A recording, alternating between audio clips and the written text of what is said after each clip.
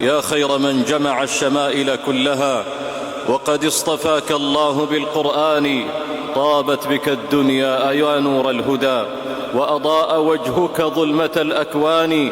صلى عليك الله ما بلغ الهدى من رحمة وشريعة وبيان. اللهم صل على محمد وعلى آل محمد كما صليت على إبراهيم وعلى آل إبراهيم إنك حميد مجيد، وبارك على محمد وعلى آل محمد كما باركت على إبراهيم وعلى آل إبراهيم في العالمين إنك حميد مجيد.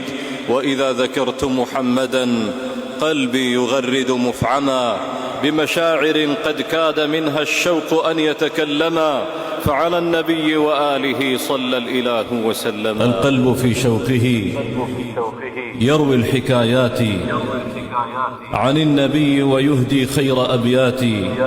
محمد يا رسول الله إن لنا قلبا تعلق في ذكر النبوات.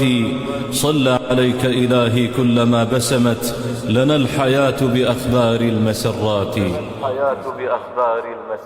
يتيم له القلب الذي فاض رحمة على هذه الدنيا فأضحى لها أبا، دعاها إلى النور المبين فأشرقت رؤاها ولا يشقى بها غير من أبى.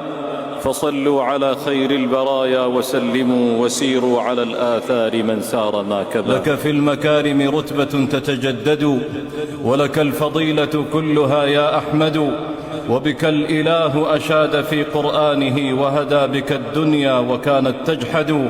فعليك صلى الله حتى تنجلي عنا الهموم وكربنا يتبدد. اللهم صل على محمد وعلى آل محمد كما صليت على إبراهيم وعلى آل إبراهيم إنك حميد مجيد، وبارك على محمد وعلى آل محمد كما باركت على إبراهيم وعلى آل إبراهيم في العالمين إنك حميد مجيد.